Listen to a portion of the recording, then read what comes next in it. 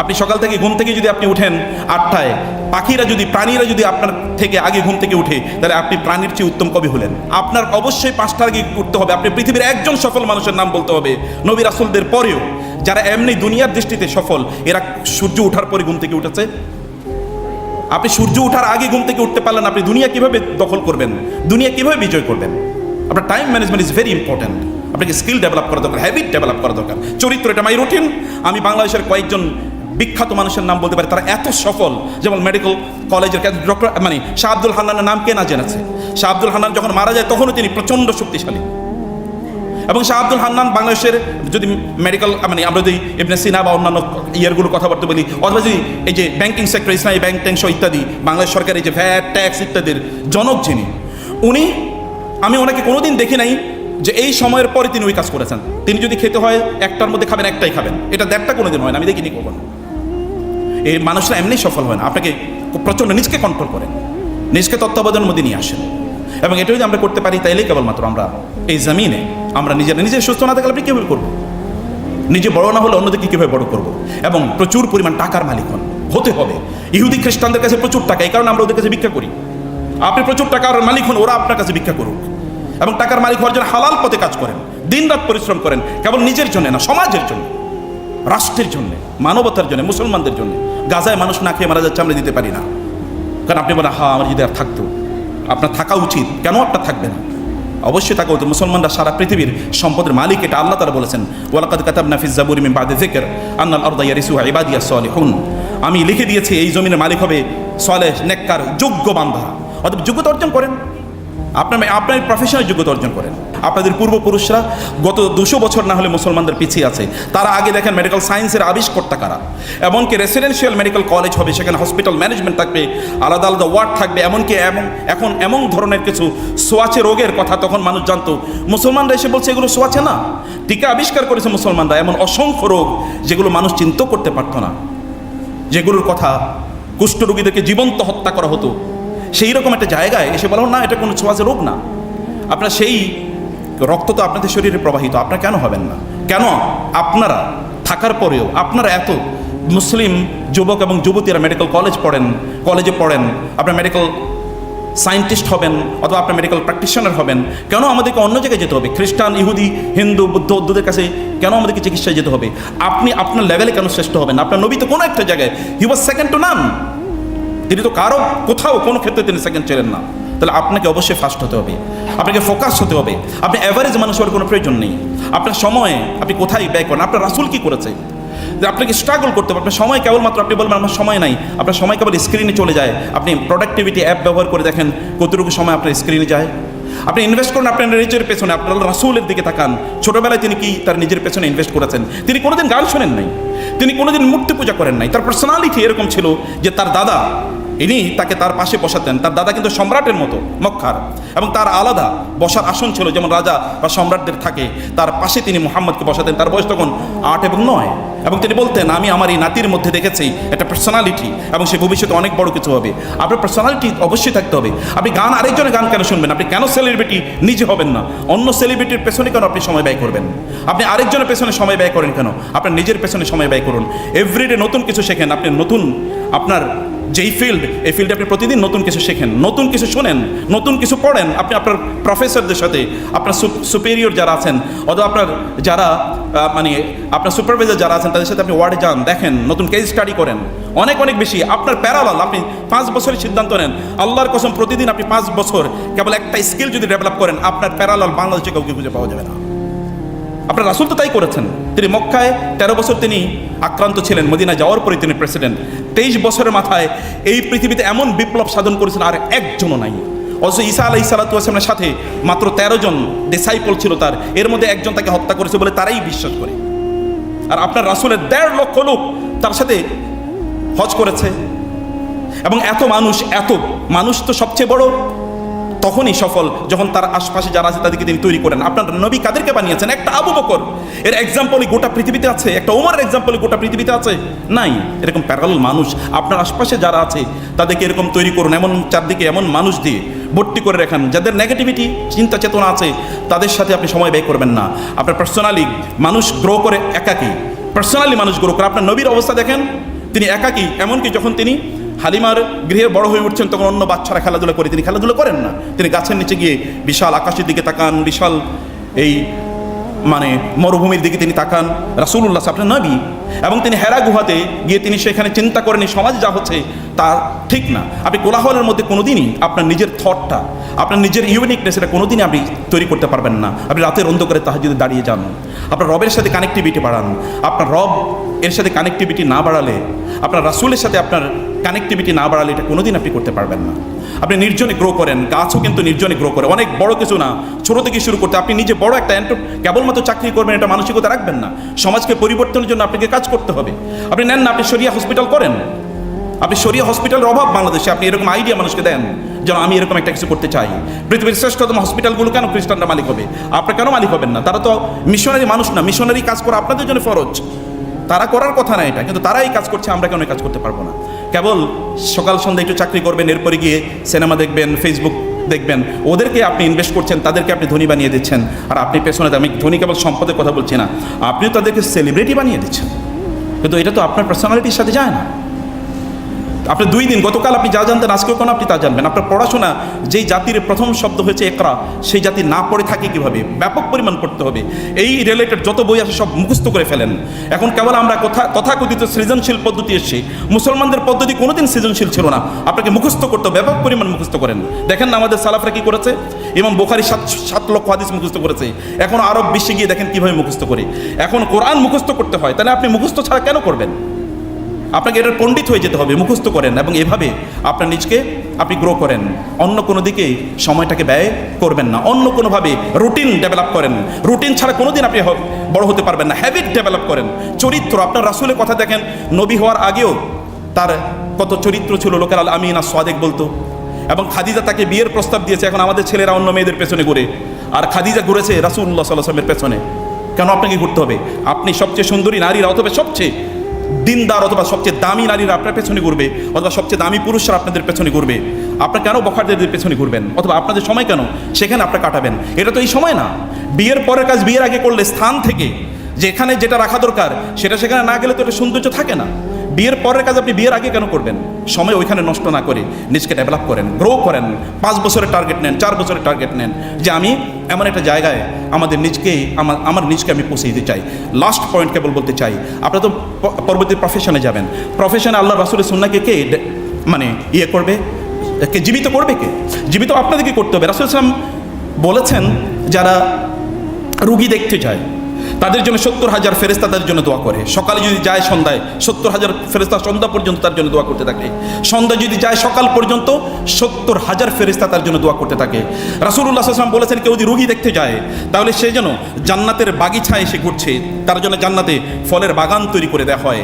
যে একজন রুগী দেখতে যায় তার জন্য গামারাতুর রাহমাত, আল্লাহর পক্ষ থেকে রহমত তার উপর বৃষ্টির মতো করে এরকম নাজিল হতে থাকে। আপনি এই জায়গাটাতে আপনি আপনার প্রফেশনাল ডেভেলপমেন্ট হবে। আপনি যখন রোগী দেখবেন তার সাথে হাসুন, তাবাসসুমুকা ফি ওয়াজহি আখিকা সাদাকাতুন। আপনি হাসলে রোগীর অর্ধেক রোগ এমনি ভালো হয়ে যাবে। আপনি তার সাথে কথা বলুন, Converse with him or her, তার সাথে সময় দেন। আল মুস্তাশারু মুতামানুন, যারা আপনার কাছে যায় তারা তো আপনার কাছে তারা আমানতের পরামর্শ নিতে যায়, অতএব এটা আপনি আমানতদার। আপনি সর্বশ্রেষ্ঠ পরামর্শ তাকে প্রদান করতে হবে, এবং এই জায়গায় আপনি নিজকে আপনি যোগ্য করে তুলতে হবে। কেবলমাত্র আপনার এই কেমিক্যাল মেডিসিন দিয়েই কাজ হবে না, আপনাকে শরিয়া মেডিসিনও এখানে অবশ্যই কার্যকর করতে হবে। রাসূলুল্লাহ সাল্লাল্লাহু আলাইহি ওয়াসাল্লাম বলেছেন, কোন একজন ব্যক্তি যদি কোনো রোগীকে দেখে 7 বার বলে আল্লাহুম্মা শফিহিম, আল্লাহুম্মা শফি, আল্লাহুম্মা শফি, হে আল্লাহ তুমি তাকে সুস্থ করে দাও, তাকে সুস্থ করে দাও, তাকে সুস্থ করে দাও, তাহলে আল্লাহ তাআলা ওই ব্যক্তিকে সুস্থ করে দেবেন। রাসূলুল্লাহ সাল্লাল্লাহু আলাইহি ওয়াসাল্লাম বলেছেন, রোগীকে নাফিসু লাহাল আজল, রোগীকে দেখলে বলবা লা বাসা তাহুর, ইনশাআল্লাহ তুমি সুস্থ হয়ে যাবে, কোনো টেনশন নাই। রোগীকে হোপ দিতে হয়, নাফিসু লাহাল আজল। আপনি যদি জানেন যে সে খুবই খারাপ অবস্থা আছে কথা বলতে নাই। সুন্নাহকে জীবিত করা, সুন্নাহকে জীবিত করা। নারী এবং পুরুষের কীভাবে আপনি দেখবেন? আপনার যখন মেডিকেল সার্ভিসে যাবেন তখন আপনাকে বুঝতে হবে শরিয়া মানদণ্ড কি, কোন কোন জিনিস হালাল কোনটা হারাম, অ্যাবর্শন কখন হারাম কখন হালাল, আইভি মিল্ক ব্যাংক, অথবা যদি আপনি বলেন এই যে স্পার্ম ব্যাংক, এরকম কত কিছু আছে। এগুলো কোনটা হালাল কোনটা হারাম, এই মানদণ্ড যদি আপনি না জানেন তাহলে প্রত্যেকটা মুহূর্তে শরিয়ার ভায়োলেশন হবে। শরিয়া কেবল রাষ্ট্রে আমরা প্রতিষ্ঠা করব না, আমরা প্রফেশনে শরিয়া প্রতিষ্ঠা করতে চাই। এবং সেটা করতে হলে আপনাকে জানতে হবে, আপনাকে মূল জিনিস জানতে হবে। মেডিকেল এথিক্স মানে সেকুলার মেডিকেল এথিক্স। আমরা সেকুলারিজমের বিরুদ্ধে যুদ্ধ করছি, আর আপনি মেডিকেল এথিক্স, সেকুলারদের তৈরি মেডিকেল এথিক্স প্র্যাকটিস করবে, তা তো হতে পারে না। শরিয়া মেডিকেল এথিক্সকে আপনাকে জানতে হবে যে শরিয়া কী বলে, এই জায়গায় শরিয়ার মানদণ্ড কী, এটা আপনাকে জানতে হবে। কেন পড়তে হবে, পড়ুন, শরিয়ার ইস্যুগুলো পড়েন। আপনি শরিয়া এক্সপার্ট একজন মেডিকেল সায়েন্টিস্ট হয়ে যান না, এবং এটা আপনি দেখান, আপনি রোড তৈরি করেন মানুষের জন্য, অন্যদের জন্য এক্সাম্পল হন। প্রিয় ভাইরা, আমি এখানে শেষ করে দিচ্ছি। আমি কেবল আপনাদেরকে যে নাসিহাটি করতে চাই, তো প্লিজ অ্যাভারেজ মানুষ হয়েন না, প্লিজ আপনার নবীর মতো হন, তার সুন্নাটাকে, এটা আইডেন্টিটি, আপনার আইডেন্টিটি নিয়ে গর্ব করা শিখুন, এটাকে নিয়ে গর্ব করা শিখুন। এবং আবারও বলছি, কিছু ট্রেড, কিছু হ্যাবিট তৈরি করেন। আপনার নিজের শরীরটাকে সুস্থ রাখেন। মনে রাখবেন আপনার নিজেরই ডক্টর। এখন আমাদের দেশ দেখেন, আমি জানি না এখানে কেন আজকে এত কম উপস্থিতি, কিন্তু মেজবানি হয়েছে এখানে। এখন মেজবানি মানে প্রচুর পরিমাণ খাবেন। আপনি জানেন রাসূলুল্লাহ সাল্লাল্লাহু আলাইহি ওয়াসাল্লাম কে কথা বলেন নাই, আমরা এমন একটা জাতি যে জাতি যখন খাই তখন পেট ভরে খাই না, আর যদি আমরা খুবই ক্ষুধার্ত না হই তাহলে আমরা খাই না, ক্ষুধার্ত না হলে খাই না, যখন খাই তখন পেট ভরে খাই না। আয়েশা রাদিয়াল্লাহু তাআলা বলেছেন, মুসলমানদের মধ্যে সর্বপ্রথম বেদাত শুরু হয়েছে হলে বেশি খাওয়ার মধ্যে, এবং আপনাদের পিতা আদম আলাইহিস সালাম কিন্তু জান্নাত থেকে পৃথিবীতে এসেনি খাওয়ার কারণে, তাই না? আল্লাহ তাআলা বলছেন ওই গাছের কাছে যেও না, এবং ওই গাছের কাছে গিয়েছে, ওইখানে খেয়েছে। খেয়ে মানুষ কোনোদিন বড় হয় না, না খেয়েই বড় হয়েছে। না খেয়েই খাবারের পেছনে আমার এত সময় কেন যাবে? আপনার স্বাস্থ্য আপনি কবে সুস্থ রাখবেন? আপনার খুবই দামি ফেরারি গাড়ি, সে ফেরারি গাড়িতে যদি আপনি কোকা কোলা ঢুকিয়ে দেন, তাহলে কি আপনার গাড়ি চলবে নাকি? নো। আপনার গাড়ি তো, ইঞ্জিনটা তো ফেরারির চেয়ে অনেক অনেক দামি। এই ইঞ্জিনের উপর ভিত্তি করে আপনি মানব জাতির সার্ভিস করবেন, আপনার দিনকে, আল্লাহর শরিয়াকে কায়েম করবেন এই পৃথিবীতে। আপনার শরীরেই আপনি দাঁড়াতে পারেন না, কোমর, ডক্টররা অবশ্যই নিশ্চয়ই তার আমাদের চেয়ে অনেক বেশি শক্তিশালী। আপনার নবী তো 63 বছর বয়সে তিনি বসে নামাজ আদায় করেন নাই, তিনি তো সুস্থ, পরম সুস্থ, এবং তিনি আল্লাহর কাছে দোয়া করতেন, আল্লাহুম্মা ইন্নী আসআলুকাল আফওয়া ওয়াল আফিয়াতা ফিদ দুনিয়া ওয়াল আখিরা। আপনাকে শারীরিকভাবে শক্তিশালী হতে হবে, মানসিকভাবে শক্তিশালী হতে হবে, ব্যায়াম করতে হবে। তিনি ছোটবেলায় ব্যায়াম করেছেন। মরুভূমিতে যেখানে কোনো আপনার নাই, পুকুর নাই, তিনি বলেছেন তোমরা সাঁতার কাটবে। আপনি সকাল থেকে ঘুম থেকে যদি আপনি উঠেন 8টায়, প্রাণীরা যদি আপনার থেকে আগে ঘুম থেকে উঠে, তাহলে আপনি প্রাণীর চেয়ে উত্তম কবি হলেন। আপনি সকালবেলা কেউ, আপনি এত রাতে আপনাকে কেন জেগে থাকতো? আপনি ডক্টর, আপনার ডক্টর, আমি এটা আপনাদের কথা জেনেই বলছি, আপনার ডক্টর আপনারাই বলেন early to red bed and early to rise makes him healthy wealthy and wise. আপনি কবে আগে ঘুমাতে যাবেন? আপনাকে আগে অবশ্যই ঘুমাতে যেতে হবে। আর যদি আগে ঘুমাতে নাও যেতে পারেন, আপনার অবশ্যই 5টার আগে উঠতে হবে। আপনি পৃথিবীর একজন সফল মানুষের নাম বলতে হবে, নবী রাসূলদের পরেও, যারা এমনি দুনিয়ার দৃষ্টিতে সফল, এরা সূর্য ওঠার পরে ঘুম থেকে উঠেছে। আপনি সূর্য ওঠার আগে ঘুম থেকে উঠতে পারলেন, আপনি দুনিয়া কিভাবে দখল করবেন, দুনিয়া কিভাবে বিজয় করবেন? আপনার time management is very important. আপনাকে স্কিল ডেভেলপ করা দরকার, হ্যাবিট ডেভেলপ করা দরকার, চরিত্র। এটা মাই রুটিন। আমি বাংলাদেশের কয়েকজন বিখ্যাত মানুষের নাম বলতে পারি, তারা এত সফল, যেমন মেডিকেল কলেজের ডক্টর, শাহ আব্দুল হান্নানের নাম কে না জেনেছে? শাহ আব্দুল হান্নান যখন মারা যায় তখনও তিনি প্রচণ্ড শক্তিশালী। এবং শাহ আব্দুল হান্নান বাংলাদেশের যদি মেডিকেল, আমরা যদি ইবনে সিনা বা অন্যান্য ইয়ারগুলোর কথাবার্তা বলি, অথবা যদি এই যে ব্যাংকিং সেক্টর, ইসলামী ব্যাংক ট্যাঙ্ক ইত্যাদি, বাংলাদেশ সরকারের এই যে ভ্যাট ট্যাক্স ইত্যাদির জনক যিনি, আমি ওনাকে কোনোদিন দেখি নাই যে এই সময়ের পরে তিনি ওই কাজ করেছেন। তিনি যদি খেতে হয় 1টার মধ্যে খাবেন, 1টাই খাবেন, এটা 1.5টা কোনোদিন হয় না, আমি দেখিনি কখনো। এই মানুষরা এমনি সফল হয় না। আপনাকে প্রচণ্ড নিজকে কন্ট্রোল করেন, নিজকে তত্ত্বাবধানের মধ্যে নিয়ে আসেন, এবং এটা যদি আমরা করতে পারি, তাইলেই কেবলমাত্র আমরা এই জমিনে আমরা নিজে সুস্থ না থাকলে আপনি কীভাবে করবো? নিজে বড় না হলে অন্যদেরকে কীভাবে বড় করবো? এবং প্রচুর পরিমাণ টাকার মালিক হতে হবে। ইহুদি খ্রিস্টানদের কাছে প্রচুর টাকা, এই কারণে আমরা ওদের কাছে ভিক্ষা করি। আপনি প্রচুর টাকার মালিক হন, ওরা আপনার কাছে ভিক্ষা করুক, এবং টাকার মালিক হওয়ার জন্য হালাল পথে কাজ করেন, দিনরাত পরিশ্রম করেন, কেবল নিজের জন্য না, সমাজের জন্য, রাষ্ট্রের জন্য, মানবতার জন্য, মুসলমানদের জন্য। গাজায় মানুষ না খেয়ে মারা যাচ্ছে, আমরা দিতে পারি না। কারণ আপনি বলেন, হ্যাঁ আমার যদি আর থাকতো, আপনার থাকা উচিত। কেন আপনার থাকবে না? অবশ্যই থাকা উচিত। মুসলমানরা সারা পৃথিবীর সম্পদের মালিক, এটা আল্লাহ তাআলা বলেছেন, ওয়ালাকাদ কাতাবনা ফিজ জাবুরি মিন বাদি যিকর আন্নাল আরদা ইয়ারিসুহা ইবাদিয়াস সালিহুন। আমি লিখে দিয়েছি এই জমিনের মালিক হবে সালেহ, নেককার, যোগ্য বান্দা। অতএব যোগ্যতা অর্জন করেন, আপনার প্রফেশনাল যোগ্যতা অর্জন করেন। আল্লাহ সুবহানাহু ওয়া তাআলা আমাদেরকে, তার রাসূলকে অনুসরণ করে সত্যিকার অর্থে আমরা যেন ওই রকম মানুষ হতে পারি, অ্যাভারেজ না, আনপ্যারালাল যেন হতে পারি। নারীরা, সাধারণত স্ত্রীরা, তারা যদি স্বামীদেরকে একটু আনন্দিত দেখতে পায়, তখন তারা বুঝে এখন মোক্ষম টাইম কিছু চাওয়ার সময়, এখনই চাইতে হবে। কারণ তো উনি একটু খুশি ওদের, কারণ যখন রাগান্বিত তখন তো কিছু চাইলে দেবে না। অতএব এটা খুবই চমৎকার একটা সময়। তিনি গেলেন এবং বললেন, ইয়া রাসূলুল্লাহ, ইয়া রাসূলুল্লাহ উদউল্লাহ আলী, আমার জন্য একটু আল্লাহর কাছে দোয়া করেন না প্লিজ। স্বামী কি বলছেন? স্ত্রী, রাসূলুল্লাহ সাল্লাল্লাহু আলাইহি ওয়াসাল্লাম বলেন, আল্লাহুম্মা গফির লি আয়েশা মা তাকাদ্দামা মিন যামবিহা ওয়া মা তাআখারা ওয়া মা আ'লানাত ওয়া মা আসাররাত। তিনি বলেন, হে আল্লাহ, তুমি আয়েশার সকল গুনাহ মাফ করে দাও, যেগুলো প্রকাশ্য, যেগুলো গোপন, যেগুলো আগে করেছে পরে করেছে, ক্ষমা করে দাও। আয়েশা রাদিয়াল্লাহু তাআলা আনহা এত খুশি হলেন, কারণ তিনি জানেন যাকে তিনি দোয়া করতে বলেছেন তিনি কেবল তার স্বামী না, তিনি আল্লাহর রাসূল সাল্লাল্লাহু আলাইহি ওয়াসাল্লাম। তিনি এত খুশি হলেন, তিনি তার স্বামীর বুকে মাথাটা গুঁজে দিলেন এবং বলেন, ইয়া রাসূলুল্লাহ, আপনি এত সুন্দর দোয়া করেছেন আমার জন্য। আয়েশা রাদিয়াল্লাহু তাআলাকে রাসূল ইসলাম একটু আলতোভাবে আদর করে দিয়ে বলেন, আয়েশা, তুমি জানো, ওয়াল্লাহি ইন্নাহু লা দুআই লি উম্মতি ফি কুল্লি সালাতিন। আয়েশা, তোমাকে আরেকটা ইনফরমেশন দেই, তোমার জন্য আজকে আমি যে দোয়া করেছি, আমি প্রত্যেক নামাজে আমার উম্মতের জন্য এই দোয়া করি। স্পেশাল দোয়া যেটা তার স্ত্রীর জন্য, সেটা আপনাদের জন্য প্রতি মুহূর্তে তিনি করেন। রাসূলুল্লাহ সাল্লাল্লাহু আলাইহি ওয়াসাল্লাম তিনি বলেছেন, তিনি যাকে নিয়ে আপনারা আলোচনা শুনতে এই আয়োজন করেছেন, তিনি বলেছেন, লিকুল্লি নাবিয়্যিন দাওয়াতুন মুস্তাজাবাতুন তাআজ্জালা কুল্লু নাবিয়্যিন দাওয়াতাহু।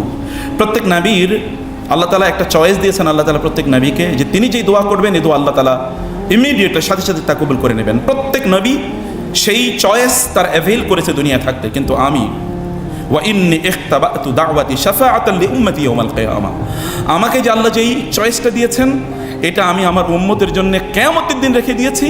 সেই দিন আমি তাদের জন্য সুপারিশ করে এটা আমি ব্যয় করব।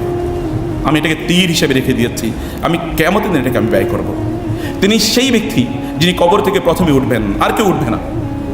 তিনি সেই ব্যক্তি যিনি অন্যান্যরা বিবস্ত্র হয়ে উঠবে, কিন্তু তিনি বিবস্ত্র হয়ে উঠবেন না। তিনি সেই ব্যক্তি যেদিন লোকেরা কিয়ামতের দিন তিনি তার লিওয়াউল হামদ, তার সামনে তার হাতে কেবল একটা পতাকা থাকবে, কেবল তাকেই চেনা যাবে যে তিনি, সেখানেই লোকেরা গিয়ে একত্রিত হবে, বিভিন্ন জায়গায় দৌড়ে যাবে। অমুক আদম আলাইহিস সালাম, নূহ আলাইহিস সালাম, ইব্রাহিম আলাইহিস সালাম, মুসা, ঈসা আলাইহিমুস সালাওয়াতু ওয়াস সালাম, যে আমাদের জন্য একটু দোয়া করুন, আল্লাহর কাছে বলুন, আল্লাহ যেন হিসাব নিকাশ শুরু করে। কেউ কোনো কথা বলবে না, বলবে না আমরা আজকে কোনো কথা বলতে পারবো না, আজকে আমরা আজকে আতঙ্কিত। তারপর তার কাছে যাবে, তিনি সেজদায় লুটিয়ে পড়বেন, আরশের নিচে পড়ে বসে, আরশের নিচে তিনি সেজদায় লুটিয়ে পড়বেন। আল্লাহ তাআলা বলবেন, ইয়া মুহাম্মদ, মোহাম্মদ কি হলো, আপনি কেন হঠাৎ করে সেজদা দিলেন, কি কারণ, কি লাগবে বলেন, বলুন। সাল তোতা এর ফারাসাক, মাথা উঠান, সাল তোতা, কি লাগবে বলেন, তাই আপনাকে দেওয়া হবে। এশফাত তুশাফা, সুপারিশ করতে আপনি কারোর ব্যাপারে সুপারিশ করবেন, আপনি সুপারিশ করুন, যেই সুপারিশ করবেন তাই কবুল করা হবে। কারণ ওই যে তিনি রেখে দিয়েছেন, তিনি বলেন, আল্লাহ একটু হিসাব বিচার শুরু করেন, বিচার, লম্বা প্রক্রিয়া, বিচার শুরু করেন। আল্লাহ বিচার শুরু করে দেবেন। এর মধ্যে 70,000 লোক তারা জান্নাতে চলে যাবে বিনা হিসাবে। তারা দৌড়ে আসবে, ইয়া রাসূলুল্লাহ, এখনো তো আমাদেরকে জান্নাতে ঢুকতে দেওয়া হচ্ছে না। তিনি দৌড়ে যাবেন এবং দৌড়ে গিয়ে বলবেন, জান্নাতের দরজায় তিনি টোকা দেবেন। জান্নাতের প্রহারাদার, ফেরেশতারা পাহারাদার, তারা বলবে, কে? বলে, আমি মুহাম্মদ। ও দাঁড়ান দাঁড়ান, আমাদেরকে নির্দেশ দেওয়া হয়েছে কেবল আপনি আসলে যেন দরজা খুলি। আমরা দরজা খুলছি, দরজা খুলে দেওয়া হবে। 70,000 লোক, 70,000 আমি জানি না, 70,000 বলতে আরবরা অনেক ব্যাপক সংখ্যাকে 70,000 বোঝায়। এটা সংখ্যা কেবল, এটা কোনো স্পেসিফিক নাম্বার না, এটা মূলত একটা অনেক বিশাল নাম্বার বোঝানোর জন্য, হিউজ নাম্বার বোঝানোর জন্য এটা বলা হয়। তারা দাঁড়িয়ে আছে, ফেরেশতারা দরজা খুলবে, অন্যরা প্রবেশ করতে চাইবে, ফেরেশতারা বলবে নো, বলবে যে ইয়া রাসূলুল্লাহ, আপনাকে আগে জান্নাতে প্রবেশ করতে হবে, আপনি ঢুকবেন, এরপরে অন্যরা ঢুকতে পারবে, এর আগে কেউ ঢুকতে পারবে না। কিয়ামতের দিন আল্লাহ সুবহানাহু ওয়া তাআলা তাকেই কেবলমাত্র প্রথম পুলসিরাত পার হওয়ার সুযোগ করে দেবেন। কেবলমাত্র তিনি সেই ব্যক্তি যাকে আল্লাহ সুবহানাহু ওয়া তাআলা এতটা মর্যাদা প্রদান করেছেন, যে মর্যাদার কারণে প্রায় 23,000 বার থেকে 30,000 বার জিবরিল আলাইহিস সালাতু ওয়াস সালাম সে আরশে আজিমের, সে সিদরাতুল মুনতাহার কাছ থেকে এই পৃথিবীতে বারবার ছুটে এসেছেন রাসূলুল্লাহ সাল্লাল্লাহু আলাইহি ওয়াসাল্লামকে বিভিন্ন ক্ষেত্রে দিক নির্দেশনা প্রদান করার জন্য। তিনি এমন একজন ব্যক্তি যাকে তার পরিবারের লোকেরা ইয়া রাসূলুল্লাহ ছাড়া বলে না। Every great man is a কমনার in his family. যত বড় মানুষই হোক না কেন, তার ফ্যামিলি মেম্বারের কাছে, তার স্ত্রীর কাছে তিনি তার স্বামী, সন্তানদের কাছে তিনি বাবা, এবং মা বাবার কাছে তিনি সন্তান। কিন্তু তিনি এমন মানুষ, তার স্ত্রীরা কোনোদিন তাকে ইয়া মুহাম্মদ বলে না, বলে ইয়া রাসূলুল্লাহ। তার কন্যারা তাকে বলে ইয়া রাসূলুল্লাহ, তার চাচারা তাকে বলে ইয়া রাসূলুল্লাহ, তার কাজিনরা তাকে বলে ইয়া রাসূলুল্লাহ, তার ফুফুরা তাকে বলে ইয়া রাসূলুল্লাহ। যারা তাকে বড় করেছে, লালন পালন করেছে কোলে পিঠে করে, তারাও তাকে বলে ইয়া রাসূলুল্লাহ, কোনোদিন বলেন ইয়া মুহাম্মদ। তিনি এমন মানুষ, তিনি এমন একজন ব্যক্তিত্ব তিনি এমন একজন ব্যক্তিত্ব যার চেহারার মধ্যেই সত্যের ভাব ফুটে ওঠে। এই জন্য সালমান আল ফারিসি রাদিয়াল্লাহু তাআলা আনহু তিনি, অথবা আব্দুল্লাহ ইবনে সাল্লাম, যিনি ছিলেন ইহুদিদের মধ্যে সবচেয়ে বড় পণ্ডিত, আব্দুল্লাহ ইবনে সাল্লাম, তিনি যখন মদিনায়, রাসূল যখন মদিনায় যান, তিনি হচ্ছেন তৎকালীন সবচেয়ে বড় greatest intellectual and thinker of that society. তিনি আসলেন মুহাম্মদ সাল্লাল্লাহু আলাইহি ওয়াসাল্লামকে দেখার জন্য। তিনি আসলেন, তিনি বলেন আমি এসেই তার দিকে তাকিয়ে থাকলাম, এবং আমি তার দিকে তাকিয়ে থাকার পর অতঃপর আমি বুঝতে পারলাম যে ওয়াল্লাহি, আল্লাহর কসম, ইন্না হাযা লাইসা বিওয়াজহি কাযাবিন, আমি তার চেহারার দিকে তাকিয়ে বুঝতে পেরেছি এটা কোনো মিথ্যাবাদীর চেহারা নয়। তার চেহারা থেকে বোঝা যাচ্ছে যে ইনি সত্যবাদী, পরম সত্যবাদী। এবং সাথে সাথে আমি তাকে গিয়ে বললাম, আপনার দিনে আপনি আমাকে দীক্ষিত করে নিন। সালমান আল ফারিসি রাদিয়াল্লাহু তাআলা আনহু, তিনি সেই পারস্যের, তৎকালীন পারস্যের খোরাসানের জাই নামক জায়গায় তিনি এক রাজ পরিবারের সদস্য। তিনি হঠাৎ করে তিনি শুনতে পেলেন যে সর্বশেষ নবীর কথা, ওই নবী আসতে এখনো বহু দেরি, কখন আসবে তিনি জানেন না। এবং তিনি জানতে পারলেন খ্রিস্টানদের কাছ থেকে, খ্রিস্টান পাদ্রীদের কাছ থেকে। তিনি জিজ্ঞেস করলেন, পাদ্রীরা সবচেয়ে ভালো পাদ্রীরা কোথায় আছে? বলা হলো যে তারা আছে হচ্ছে দামেস্কে, সিরিয়াতে, শামে তিনি চলে গেলেন। যে পাদ্রীর কাছে তিনি ছিলেন, পাদ্রী কয়েকদিন পরে মারা গেল। এরকম, অথবা আপনার চেয়ে আরও ভালো কাউকে পাবো যেখান থেকে আমি সর্বশেষ নবীর ব্যাপারে জানতে পারবো বা আমি সত্য জানতে পারবো। বলো যে তুমি যাও, তুমি ইরাকের মৌসুলে চলে যাও। তিনি মৌসুলে আসলেন। মৌসুলে থেকে তারপরে তাকে বলা হলো তুমি নাসিবিয়াতে যাও। এরপরে তারপরে তাকে বলা হলো যে তুমি বাইজান্টাইনে যাও। সেখান থেকে তিনি আরবে ক্রীতদাস আকারে বিক্রি হয়ে গেলেন। আরবে তিনি অপেক্ষা করছিলেন সর্বশেষ নবী কখন আসবেন। সর্বশেষ নবী যখন আরবে এসেছেন, তখন তিনি তার সাথে সাক্ষাৎ করতে গেলেন। এবং সাক্ষাৎ করতে গিয়ে তিনি, যেহেতু বাইবেলে, তাওরাতে এবং পাদ্রীদের কাছ থেকে তিনি শুনেছেন যে তার মধ্যে এমন 3টি জিনিস আছে যেগুলি দিয়ে তুমি তাকে পরীক্ষা করতে পারবে যে তিনি সত্য নবী কিনা। তোমাদের একটা হলো তিনি সাদাকা গ্রহণ করেন না, দ্বিতীয়ত হলো তিনি কেবল হাদিয়া গ্রহণ করেন, 3 নম্বরে যে তার পিঠে একটা নবুয়তের সিলমোহর আছে, খাতামুন নবুয়া। তিনি বললেন, আমি গেলাম কিছু সাদাকের খেজুর নিয়ে তার কাছে গেলাম। আমি গিয়ে বললাম, ইয়া রাসূলুল্লাহ, ইয়া মুহাম্মদ, এগুলো সাদাকা আপনার জন্য নিয়ে এসেছি। তিনি তখন তার অনুসারীদের মাঝে এটা বন্টন করে দিলেন। এটা প্রথম দিনই যখন তিনি মদিনায় যান। তিনি নিজে গ্রহণ করলেন না। আমি মনে মনে বললাম, আল্লাহু আকবার, আমার প্রথম যে সাইন সেটা তো মিলে গেছে, আরও 2টো সাইন রয়ে গেছে। তিনি পরের দিন আসলেন কিছু খেজুর নিয়ে, হাদিয়ার খেজুর। তিনি বললেন, আমি তাকে গিয়ে বললাম এগুলো হাদিয়ার খেজুর, আপনি নেন। তিনি নিজে খেলেন, অন্যদিকে খেতে দিলেন। আমি আল্লাহু আকবার বললাম মনে মনে যে দ্বিতীয়টাও মিলে গেছে। তৃতীয় দিন আমি গেলাম, আমি তার চারপাশে ঘুরছিলাম। তিনি বুঝতে পেরেছেন যে আমি কি চাই। তিনি আমাকে বলবেন, সালমান এদিকে আসো, এবং তার জামাটা তিনি একটু উঠিয়ে দিলেন। আমি তার পিঠের দিকে তাকিয়ে দেখলাম সেখানে নবুয়তের সিলমোহর আছে। আমি জাপড়ে ধরলাম এবং আমি সেখানে চুমু দেওয়া শুরু করে দিলাম। আমি বুঝলাম আমি তো এই মানুষের খোঁজে আছি। এবং তার সাথে তিনি তার গোটা জীবনটা কাটিয়ে দিলেন। খন্দকের যুদ্ধের সাথে সালমান আল ফারিসি রাদিয়াল্লাহু তাআলা আনহুর মিল আছে। কেবল মানুষই কি তাকে ভালোবাসে? তাকে কি অন্য কোনো কিছু ভালোবাসে না?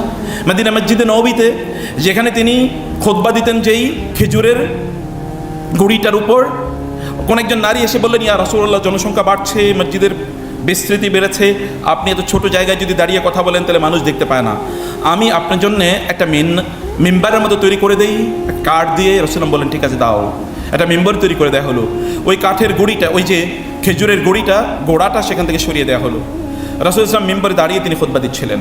হঠাৎ করে শোনা যাচ্ছে যে কেউ যেন কান্না করছে, খুবই কান্নার করুণ আওয়াজ ভেসে আসছে।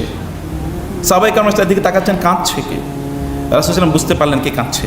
তিনি খুতবা বন্ধ করে দিলেন। তার মেম্বার থেকে তিনি নামলেন। নেমে ওই যে যেখানে খেজুর গাছের গুঁড়িটা আছে, ওই খেজুর গাছের গুঁড়িতে গিয়ে তিনি একটু হাতটা বুলিয়ে দিয়ে বললেন, কি যেন একটু ফিসফিস করে তিনি বললেন। এরপর হঠাৎ করে কান্না বন্ধ। লোকেরা ভাবলো ঘটনা কি, কাঁদছিল কি? তার মানে খেজুর গাছের গুঁড়িটা কাঁদছে। তাকে বলা হলো যে আপনি বলেছেন কি?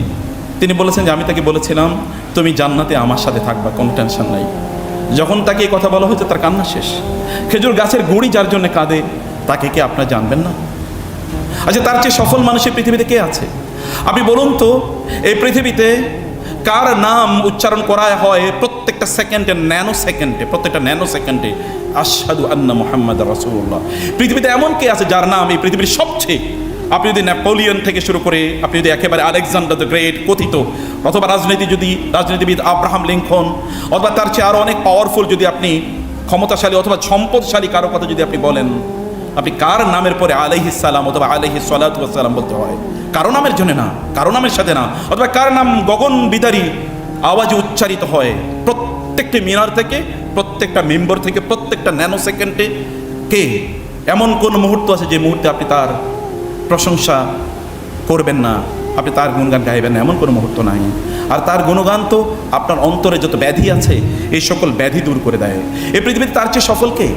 আপনি যদি পৃথিবীর সর্বশ্রেষ্ঠ সফল মানুষের দিকে তাকাতে চান যার কোনো প্যারালাল কেউ নাই, আপনি যদি মাইকেল এইচ হার্টের বইটা পড়েন যেখানে বলা হয়েছে 100 এই পৃথিবীর শ্রেষ্ঠতম 100 মানুষ, সেখানে দ্বিতীয়ত বলা হয়েছে কেবল আইজ্যাক নিউটনকে। আপনি বলুন আইজ্যাক নিউটন কি করেছে? তিনি ফিজিক্সের কিছু থিওরি কেবল বর্ণনা করেছেন, কেবল ফিজিক্স, আর কোনো জায়গা না।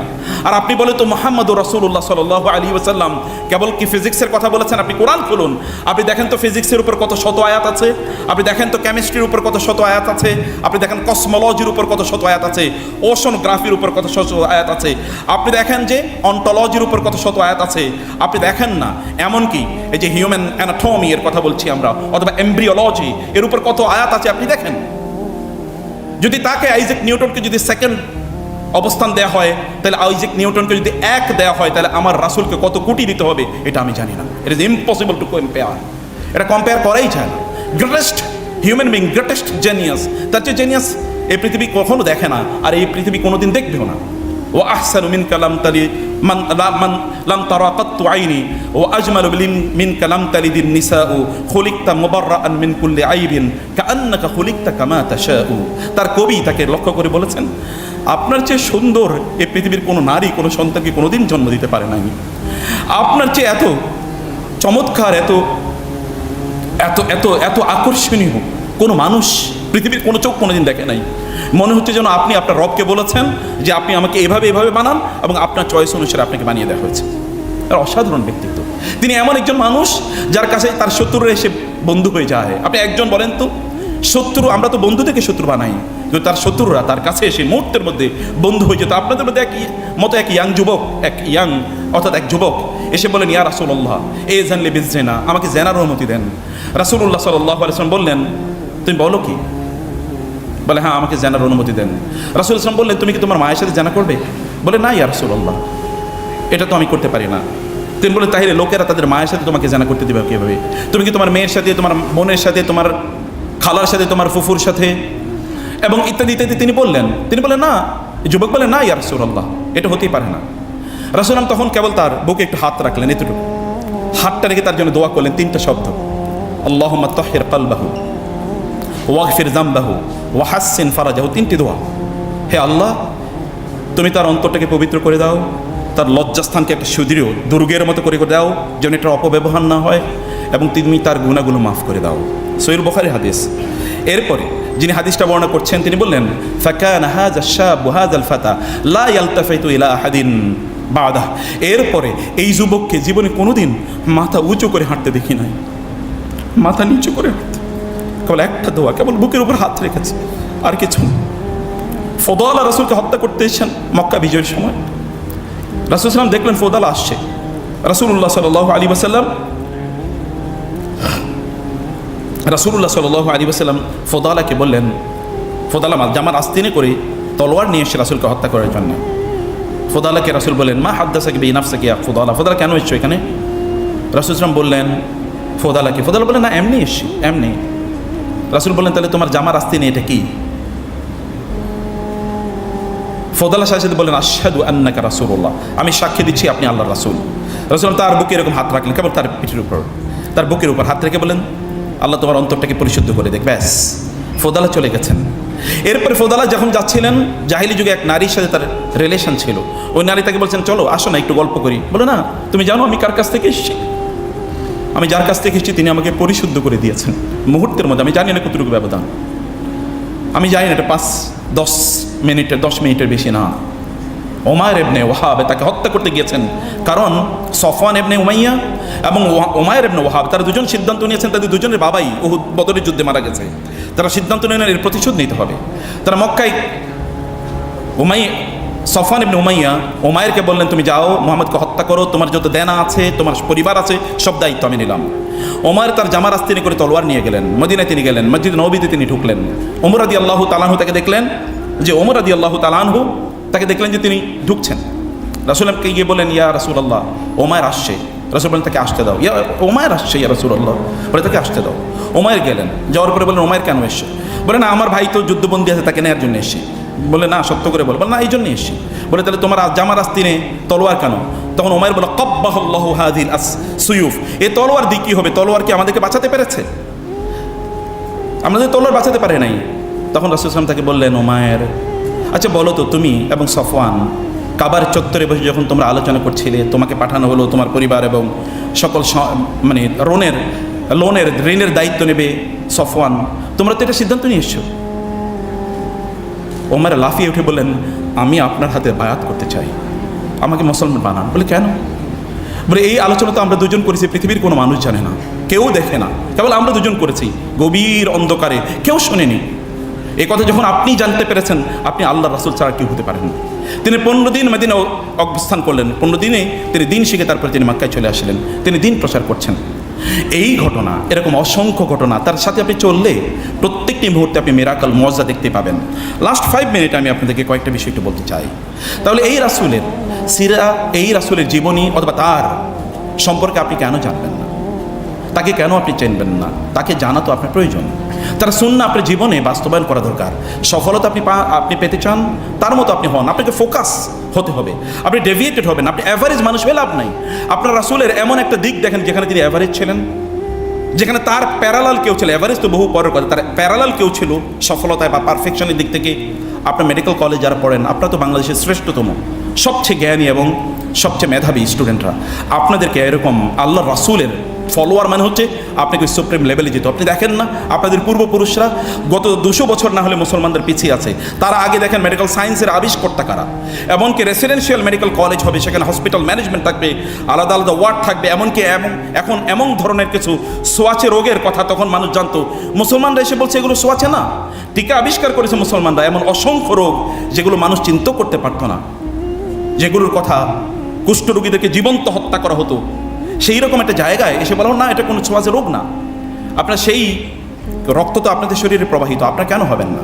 কেন আপনারা থাকার পরেও আপনারা এত মুসলিম যুবক এবং যুবতীরা মেডিকেল কলেজে পড়েন, আপনার মেডিকেল সায়েন্টিস্ট হবেন অথবা আপনার মেডিকেল প্র্যাকটিশনার হবেন, কেন আমাদেরকে অন্য জায়গায় যেতে হবে? খ্রিস্টান, ইহুদি, হিন্দু, বৌদ্ধদের কাছে কেন আমাদেরকে চিকিৎসায় যেতে হবে? আপনি আপনার লেভেলে কেন শ্রেষ্ঠ হবেন? আপনার নবী তো কোনো একটা জায়গায় হি ওয়াজ সেকেন্ড টু নান। তিনি তো কারো কোথাও কোনো ক্ষেত্রে তিনি সেকেন্ড ছিলেন না। তাহলে আপনাকে অবশ্যই ফার্স্ট হতে হবে, আপনাকে ফোকাস হতে হবে। আপনি অ্যাভারেজ মানুষ হওয়ার কোনো প্রয়োজন নেই। আপনার সময়ে আপনি কোথায় ব্যয় করেন, আপনার রাসূল কী করেছে, আপনাকে স্ট্রাগল করতে হবে। আপনার সময় কেবলমাত্র আপনি বলবেন আমার সময় নাই, আপনার সময় কেবল স্ক্রিনে চলে যায়। আপনি প্রোডাক্টিভিটি অ্যাপ ব্যবহার করে দেখেন কতটুকু সময় আপনার স্ক্রিনে যায়। আপনি ইনভেস্ট করেন আপনার নিজের পেছনে, আপনার রাসূলের দিকে তাকান। ছোটোবেলায় তিনি কি তার নিজের পেছনে ইনভেস্ট করেছেন? তিনি কোনোদিন গান শোনেন নাই, তিনি কোনোদিন মূর্তি পূজা করেন নাই। তার পার্সোনালিটি এরকম ছিল যে তার দাদা, ইনি তাকে তার পাশে বসাতেন। তার দাদা কিন্তু সম্রাটের মতো মক্কার, এবং তার আলাদা বসার আসন ছিল, যেমন রাজা বা সম্রাটদের থাকে। তার পাশে তিনি মুহাম্মদকে বসাতেন। তার বয়স তখন 8 এবং 9, এবং তিনি বলতেন আমি আমার এই নাতির মধ্যে দেখেছি একটা পার্সোনালিটি, এবং সে ভবিষ্যতে অনেক বড় কিছু হবে। আপনার পার্সোনালিটি অবশ্যই থাকতে হবে। আপনি গান আরেকজনের গান কেন শুনবেন? আপনি কেন সেলিব্রিটি নিজে হবেন না? অন্য সেলিব্রিটির পেছনে কেন আপনি সময় ব্যয় করবেন? আপনি আরেকজনের পেছনে সময় ব্যয় করেন কেন? আপনার নিজের পেছনে সময় ব্যয় করুন। এভরিডে নতুন কিছু শেখেন। আপনি নতুন আপনার যেই ফিল্ড, এই ফিল্ডে আপনি প্রতিদিন নতুন কিছু শেখেন, নতুন কিছু শোনেন, নতুন কিছু পড়েন। আপনি আপনার প্রফেসরদের সাথে, আপনার সুপেরিয়র যারা আছেন অথবা আপনার যারা মানে আপনার সুপারভাইজার যারা আছেন তাদের সাথে আপনি ওয়ার্ডে যান, দেখেন, নতুন কেস স্টাডি করেন। অনেক বেশি আপনার প্যারালাল। আপনি 5 বছরের সিদ্ধান্ত নেন, আল্লাহর কসম প্রতিদিন আপনি 5 বছর কেবল একটা স্কিল যদি ডেভেলপ করেন, আপনার প্যারালাল বাংলাদেশে কাউকে খুঁজে পাওয়া যাবে না। আপনার রাসূল তো তাই করেছেন। তিনি মক্কায় 13 বছর তিনি আক্রান্ত ছিলেন, মদিনায় যাওয়ার পরে তিনি প্রেসিডেন্ট। 23 বছরের মাথায় এই পৃথিবীতে এমন বিপ্লব সাধন করেছেন আর একজনও নাই। অথচ ঈসা আলাইহিস সালামের সাথে মাত্র 13 জন ডিসাইপল ছিল তার, এর মধ্যে একজন তাকে হত্যা করেছে বলে তারাই বিশ্বাস করে। আর আপনার রাসূলের 1.5 লক্ষ লোক তার সাথে হজ করেছে। এবং এত মানুষ তো সবচেয়ে বড় তখনই সফল যখন তার আশপাশে যারা আছে তাদেরকে তিনি তৈরি করেন। আপনার নবী কাদেরকে বানিয়েছেন? একটা আবু বকর, এর এক্সাম্পলই গোটা পৃথিবীতে আছে। একটা ওমরের এক্সাম্পলই গোটা পৃথিবীতে আছে? নাই। এরকম প্যারালাল মানুষ আপনার আশপাশে যারা আছে তাদেরকে এরকম তৈরি করুন। এমন চারদিকে এমন মানুষ দিয়ে ভর্তি করে রাখেন যাদের নেগেটিভিটি চিন্তা চেতনা আছে, তাদের সাথে আপনি সময় ব্যয় করবেন না। আপনার পার্সোনালি মানুষ গ্রো করে একাকী, পার্সোনালি মানুষ গ্রো করে। আপনার নবীর অবস্থা দেখেন, তিনি একাকী। এমনকি যখন তিনি হালিমার গৃহে বড় হয়ে উঠছেন, তখন অন্য বাচ্চারা খেলাধুলা করে, তিনি খেলাধুলা করেন না। তিনি গাছের নিচে গিয়ে বিশাল আকাশের দিকে তাকান, বিশাল এই মানে মরুভূমির দিকে তিনি তাকান। রাসূলুল্লাহ আপনার নবী, এবং তিনি হেরা গুহাতে গিয়ে তিনি সেখানে চিন্তা করেন এই সমাজ যা হচ্ছে তা ঠিক না। আপনি কোলাহলের মধ্যে কোনোদিনই আপনার নিজের থটটা, আপনার নিজের ইউনিকনেস এটা কোনোদিনই আপনি তৈরি করতে পারবেন না। আপনি রাতের অন্ধকারে তাহাজ্জুদে দাঁড়িয়ে যান, আপনার রবের সাথে কানেক্টিভিটি বাড়ান। আপনার রব এর সাথে কানেক্টিভিটি না বাড়ালে, আপনার রাসূলের সাথে আপনার কানেক্টিভিটি না বাড়ালে এটা কোনোদিন আপনি করতে পারবেন না। আপনি নির্জনে গ্রো করেন, গাছও কিন্তু নির্জনে গ্রো করে। অনেক বড় কিছু না, ছোটো থেকে শুরু করতে। আপনি নিজে বড় একটা কেবলমাত্র চাকরি করবেন এটা মানসিকতা রাখবেন না। সমাজকে পরিবর্তনের জন্য আপনাকে কাজ করতে হবে। আপনি নেন না, আপনি শরিয়া হসপিটাল করেন। আপনি শরিয়া হসপিটালের অভাব বাংলাদেশে, আপনি এরকম আইডিয়া মানুষকে দেন যেন আমি এরকম একটা কিছু করতে চাই। পৃথিবীর শ্রেষ্ঠতম হসপিটালগুলো কেন খ্রিস্টানরা মালিক হবে? আপনারা কেন মালিক হবেন না? তারা তো মিশনারি মানুষ না, মিশনারি কাজ করা আপনাদের জন্য ফরজ। তারা করার কথা না এটা, কিন্তু তারা এই কাজ করছে, আমরা কেন এই কাজ করতে পারবো না? কেবল সকাল সন্ধ্যা একটু চাকরি করবেন, এরপরে গিয়ে সিনেমা দেখবেন, ফেসবুক দেখবেন, ওদেরকে আপনি ইনভেস্ট করছেন, তাদেরকে আপনি ধনী বানিয়ে দিচ্ছেন। আর আপনি পেছনে, আমি ধনী কেবল সম্পদের কথা বলছি না, আপনিও তাদেরকে সেলিব্রিটি বানিয়ে দিচ্ছেন। কিন্তু এটা তো আপনার পার্সোনালিটির সাথে যায় না। আপনি 2 দিন, গতকাল আপনি যা জানতেন আজকেও কোনো আপনি তা জানবেন। আপনার পড়াশোনা, যেই জাতির প্রথম শব্দ হয়েছে একরা, সেই জাতি না পড়ে থাকে কীভাবে? ব্যাপক পরিমাণ পড়তে হবে। এই রিলেটেড যত বই আছে সব মুখস্থ করে ফেলেন। এখন কেবল আমরা তথাকথিত সৃজনশীল পদ্ধতি এসেছি, মুসলমানদের পদ্ধতি কোনোদিন সৃজনশীল ছিল না। আপনাকে মুখস্থ করতে হবে, ব্যাপক পরিমাণ মুখস্থ করেন। দেখেন না আমাদের সালাফরা কী করেছে? ইমাম বুখারী 7 লক্ষ হাদিস মুখস্থ করেছে। এখন আরব বিশ্বে গিয়ে দেখেন কীভাবে মুখস্থ করে। এখন কোরআন মুখস্থ করতে হয়, তাহলে আপনি মুখস্থ ছাড়া কেন করবেন? আপনাকে এটার পণ্ডিত হয়ে যেতে হবে। মুখস্থ করেন এবং এভাবে আপনার নিজকে আপনি গ্রো করেন। অন্য কোনো দিকে সময়টাকে ব্যয় করবেন না। অন্য কোনোভাবে রুটিন ডেভেলপ করেন। রুটিন ছাড়া কোনোদিন আপনি বড় হতে পারবেন না। হ্যাবিট ডেভেলপ করেন। চরিত্র, আপনার রাসূলের কথা দেখেন, নবী হওয়ার আগেও তার কত চরিত্র ছিল, লোকের আল আমিন আর সাদেক বলতো। এবং খাদিজা তাকে বিয়ের প্রস্তাব দিয়েছে। এখন আমাদের ছেলেরা অন্য মেয়েদের পেছনে ঘুরে, আর খাদিজা ঘুরেছে রাসূলুল্লাহ সাল্লাল্লাহু আলাইহি ওয়াসাল্লামের পেছনে। কেন আপনাকে ঘুরতে হবে? আপনি সবচেয়ে সুন্দরী নারীরা অথবা সবচেয়ে দিনদার অথবা সবচেয়ে দামি নারীরা আপনার পেছনে ঘুরবে, অথবা সবচেয়ে দামি পুরুষরা আপনাদের পেছনে ঘুরবে। আপনার কেন বখারদের পেছনে ঘুরবেন? অথবা আপনাদের সময় কেন সেখানে আপনার কাটাবেন? এটা তো এই সময় না। বিয়ের পরের কাজ বিয়ের আগে করলে স্থান থেকে যেখানে যেটা রাখা দরকার সেটা সেখানে না গেলে তো এটা সৌন্দর্য থাকে না। বিয়ের পরের কাজ আপনি বিয়ের আগে কেন করবেন? সময় ওইখানে নষ্ট না করে নিজকে ডেভেলপ করেন, গ্রো করেন। 5 বছরের টার্গেট নেন, 4 বছরের টার্গেট নেন, যে আমি এমন একটা জায়গায় আমাদের নিজকে আমার নিজকে আমি পৌঁছে দিতে চাই। লাস্ট পয়েন্ট কেবল বলতে চাই, আপনারা তো পরবর্তী প্রফেশনে যাবেন। প্রফেশনে আল্লাহ রাসূলের সুন্নাহকে কে মানে করবে, কে জীবিত করবে? কে জীবিত? আপনাদেরকে করতে হবে। রাসূল সাল্লাল্লাহু আলাইহি ওয়াসাল্লাম বলেছেন, যারা রুগী দেখতে যায় তাদের জন্য 70,000 ফেরেশতা তাদের জন্য দোয়া করে। সকালে যদি যায় সন্ধ্যায় 70,000 ফেরেশতা সন্ধ্যা পর্যন্ত তার জন্য দোয়া করতে থাকে। সন্ধ্যা যদি যায় সকাল পর্যন্ত 70,000 ফেরেশতা তার জন্য দোয়া করতে থাকে। রাসূলুল্লাহ সাল্লাল্লাহু আলাইহি ওয়াসাল্লাম বলেছেন, কেউ যদি রুগী দেখতে যায় তাহলে সে যেন জান্নাতের বাগিচায় এসে ঘুরছে, তার জন্য জান্নাতে ফলের বাগান তৈরি করে দেওয়া হয়। যে একজন রুগী দেখতে যায় তার জন্য গামারাতুর রাহমাতু, আল্লাহর পক্ষ থেকে রহমত তার উপর বৃষ্টির মতো করে এরকম নাজিল হতে থাকে। আপনি এই জায়গাটাতে আপনি আপনার প্রফেশনাল ডেভেলপমেন্ট হবে। আপনি যখন রোগী দেখবেন তার সাথে হাসুন, তাবাসসুমুকা ফি ওয়াজহি আখিকা সাদাকাতুন। আপনি হাসলে রোগীর অর্ধেক রোগ এমনি ভালো হয়ে যাবে। আপনি তার সাথে কথা বলুন, Converse with him or her, তার সাথে সময় দেন। আল মুস্তাশারু মুতামানুন, যারা আপনার কাছে যায় তারা তো আপনার কাছে তারা আমানতের পরামর্শ নিতে যায়, অতএব এটা আপনি আমানতদার। আপনি সর্বশ্রেষ্ঠ পরামর্শ তাকে প্রদান করতে হবে এবং এই জায়গায় আপনি নিজকে আপনি যোগ্য করে তুলতে হবে। কেবলমাত্র আপনার এই কেমিক্যাল মেডিসিন দিয়েই কাজ হবে না, আপনাকে শরিয়া মেডিসিনও এখানে অবশ্যই কার্যকর করতে হবে। রাসূলুল্লাহ সাল্লাল্লাহু আলাইহি ওয়াসাল্লাম বলেছেন, কোন একজন ব্যক্তি যদি কোনো রোগীকে দেখে 7 বার বলে আল্লাহুম্মা শফিহিম, আল্লাহুম্মা শফি, আল্লাহুম্মা শফি, হে আল্লাহ তুমি তাকে সুস্থ করে দাও, তাকে সুস্থ করে দাও, তাকে সুস্থ করে দাও, তাহলে আল্লাহ তাআলা ওই ব্যক্তিকে সুস্থ করে দেবেন। রাসূলুল্লাহ সাল্লাল্লাহু আলাইহি ওয়াসাল্লাম বলেছেন, রোগীকে নাফিসু লাহাল আজল, রোগীকে দেখলে বলবা লা বাসা তাহুর, ইনশাআল্লাহ তুমি সুস্থ হয়ে যাবে, কোনো টেনশন নাই। রোগীকে হোপ দিতে হয়, নাফিসু লাহাল আজল। আপনি জানেন যে সে খুবই খারাপ অবস্থা আছে, কথা বলতে নাই। সুন্নাহকে জীবিত করা, সুন্নাহকে জীবিত করা। নারী এবং পুরুষের কিভাবে আপনি দেখবেন? আপনার যখন মেডিকেল সার্ভিসে যাবেন তখন আপনাকে বুঝতে হবে শরিয়া মানদণ্ড কি, কোন কোন জিনিস হালাল কোনটা হারাম, অ্যাবর্শন কখন হারাম কখন হালাল, আইভি মিল্ক ব্যাংক অথবা যদি আপনি বলেন এই যে স্পার্ম ব্যাংক, এরকম কত কিছু আছে। এগুলো কোনটা হালাল কোনটা হারাম এই মানদণ্ড যদি আপনি না জানেন তাহলে প্রত্যেকটা মুহূর্তে শরিয়ার ভায়োলেশন হবে। শরিয়া কেবল রাষ্ট্রে আমরা প্রতিষ্ঠা করব না, আমরা প্রফেশনে শরিয়া প্রতিষ্ঠা করতে চাই।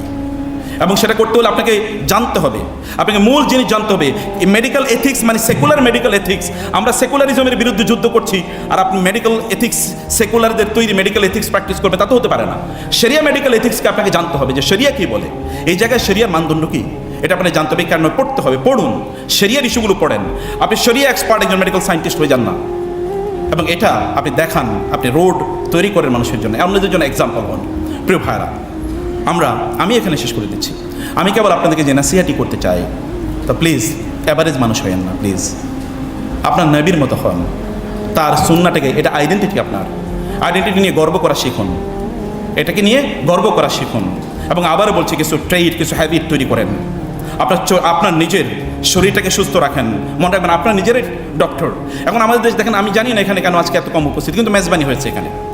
এখন মেজবানি মানে প্রচুর পরিমাণ খাবেন। আপনি জানেন রাসূলুল্লাহ সাল্লাল্লাহু আলাইহি ওয়াসাল্লামকে এই কথা বলেন নাই, আমরা এমন একটা জাতি, যে জাতি যখন খাই তখন পেট ভরে খাই না, আর যদি আমরা খুবই ক্ষুধার্ত না হই তাহলে আমরা খাই না, ক্ষুধার্ত না হলে খাই না, যখন খাই তখন পেট ভরে খাই না। আয়েশা রাদিয়াল্লাহু তাআলা বলেছেন, মুসলমানদের মধ্যে সর্বপ্রথম বেদাত শুরু হয়েছিল বেশি খাওয়ার মধ্যে, এবং আপনাদের পিতা আদম আলাইহিস সালাম কিন্তু জান্নাত থেকে এই পৃথিবীতে এসেছেন খাওয়ার কারণে, তাই না? আল্লাহ তাআলা বলছেন ওই গাছের কাছে যেও না, এবং ওই গাছের কাছে গিয়েছে, ওইখানে খেয়েছে। খেয়ে মানুষ কোনোদিন বড় হয় না, না খেয়েই বড় হয়েছে। না খেয়েই খাবারের পেছনে আমার এত সময় কেন যাবে? আপনার স্বাস্থ্য আপনি কবে সুস্থ রাখবেন? আপনার খুবই দামি ফেরারি গাড়ি, সে ফেরারি গাড়িতে যদি আপনি কোকা কোলা ঢুকিয়ে দেন, তাহলে কি আপনার গাড়ি চলবে নাকি? নো, আপনার গাড়ি তো, ইঞ্জিনটা তো ফেরারির চেয়ে অনেক অনেক দামি। এই ইঞ্জিনের উপর ভিত্তি করে আপনি মানব জাতির সার্ভিস করবেন, আপনার দিনকে, আল্লাহর শরিয়াকে কায়েম করবেন এই পৃথিবীতে। আপনার শরীরেই আপনি দাঁড়াতে পারেন না, কোমর, ডক্টররা অবশ্যই নিশ্চয়ই তার আমাদের চেয়ে অনেক বেশি শক্তিশালী। আপনার নবী তো 63 বছর বয়সে তিনি বসে নামাজ আদায় করেন নাই, তিনি তো সুস্থ, পরম সুস্থ, এবং তিনি আল্লাহর কাছে দোয়া করতেন, আল্লাহুম্মা ইন্নী আসআলুকাল আফওয়া ওয়াল আফিয়াতা ফিদ দুনিয়া ওয়াল আখিরা। আপনাকে শারীরিকভাবে শক্তিশালী হতে হবে, মানসিকভাবে শক্তিশালী হতে হবে, ব্যায়াম করতে হবে। তিনি ছোটবেলায় ব্যায়াম করেছেন। মরুভূমিতে যেখানে কোনো আপনার নাই, পুকুর নাই, তিনি বলেছেন তোমরা সাঁতার কাটবে। আপনি সকাল থেকে ঘুম থেকে যদি আপনি উঠেন 8টায়, প্রাণীরা যদি আপনার থেকে আগে ঘুম থেকে উঠে, তাহলে আপনি প্রাণীর চেয়ে উত্তম কবি হলেন। আপনি সকালবেলা কেউ, আপনি এত রাতে আপনাকে কেন জেগে থাকতো? আপনি ডক্টর, আপনার ডক্টর, আমি এটা আপনাদের কথা জেনেই বলছি, আপনার ডক্টর আপনারাই বলেন early to bed and early to rise makes a man healthy wealthy and wise. আপনি কবে আগে ঘুমাতে যাবেন? আপনাকে আগে অবশ্যই ঘুমাতে যেতে হবে। আর যদি আগে ঘুমাতে নাও যেতে পারেন, আপনার অবশ্যই 5টার আগে উঠতে হবে। আপনি পৃথিবীর একজন সফল মানুষের নাম বলতে হবে, নবী রাসূলদের পরেও, যারা এমনি দুনিয়ার দৃষ্টিতে সফল, এরা সূর্য ওঠার পরে ঘুম থেকে উঠেছে। আপনি সূর্য ওঠার আগে ঘুম থেকে উঠতে পারলেন, আপনি দুনিয়া কিভাবে দখল করবেন, দুনিয়া কিভাবে বিজয় করবেন? আপনার time management is very important. আপনাকে স্কিল ডেভেলপ করা দরকার, হ্যাবিট ডেভেলপ করা দরকার, চরিত্র, এটা মাই রুটিন। আমি বাংলাদেশের কয়েকজন বিখ্যাত মানুষের নাম বলতে পারি, তারা এত সফল, যেমন মেডিকেল কলেজের ডক্টর, শাহ আব্দুল হান্নানের নাম কে না জেনেছে? শাহ আব্দুল হান্নান যখন মারা যায় তখনও তিনি প্রচণ্ড শক্তিশালী। এবং শাহ আব্দুল হান্নান বাংলাদেশের যদি মেডিকেল, আমরা যদি ইবনে সিনা বা অন্যান্য ইয়ারগুলো কথাবার্তা বলি, অথবা যদি এই যে ব্যাংকিং সেক্টর, ইসলামী ব্যাংক ট্যাংক ইত্যাদি, বাংলাদেশ সরকারের এই যে ভ্যাট ট্যাক্স ইত্যাদির জনক যিনি, আমি ওনাকে কোনোদিন দেখি নাই যে এই সময়ের পরে তিনি ওই কাজ করেছেন। তিনি যদি খেতে হয় 1টার মধ্যে খাবেন, 1টাই খাবেন, এটা 1.5টা কোনোদিন হয় না, আমি দেখিনি কখন। এই মানুষরা এমনি সফল হয় না। আপনাকে প্রচণ্ড নিজকে কন্ট্রোল করেন, নিজকে তত্ত্বাবধানের মধ্যে নিয়ে আসেন, এবং এটা যদি আমরা করতে পারি, তাইলেই কেবলমাত্র আমরা এই জমিনে আমরা নিজের সুস্থ না থাকলে আপনি কীভাবে করবো? নিজে বড় না হলে অন্যদেরকে কীভাবে বড় করবো? এবং প্রচুর পরিমাণ টাকার মালিক হতে হবে। ইহুদি খ্রিস্টানদের কাছে প্রচুর টাকা, এই কারণে আমরা ওদের কাছে ভিক্ষা করি। আপনি প্রচুর টাকার মালিক হন, ওরা আপনার কাছে ভিক্ষা করুক, এবং টাকার মালিক হওয়ার জন্য হালাল পথে কাজ করেন, দিনরাত পরিশ্রম করেন, কেবল নিজের জন্য না, সমাজের জন্য, রাষ্ট্রের জন্য, মানবতার জন্য, মুসলমানদের জন্য। গাজায় মানুষ না খেয়ে মারা যাচ্ছে, আমরা দিতে পারি না, কারণ আপনি বলেন আমার যদি আর থাকতো। আপনার থাকা উচিত, কেন আপনার থাকবে না? অবশ্যই থাকা উচিত। মুসলমানরা সারা পৃথিবীর সম্পদের মালিক, এটা আল্লাহ তাআলা বলেছেন, ওয়ালাকাদ কাতাবনা ফিজ জাবুরি মিন বাদি যিকর আন্নাল আরদা ইয়ারিসুহা ইবাদিয়াস সালিহুন। আমি লিখে দিয়েছি এই জমিনের মালিক হবে সালেহ, নেককার, যোগ্য বান্দা। অতএব যোগ্যতা অর্জন করেন, আপনার প্রফেশনাল যোগ্যতা অর্জন করেন। আল্লাহ সুবহানাহু ওয়া তাআলা আমাদেরকে, তার রাসূলকে অনুসরণ করে সত্যিকার অর্থে আমরা যেন ওই রকম মানুষ হতে পারি, অ্যাভারেজ না, আনপ্যারালাল যেন হতে পারি।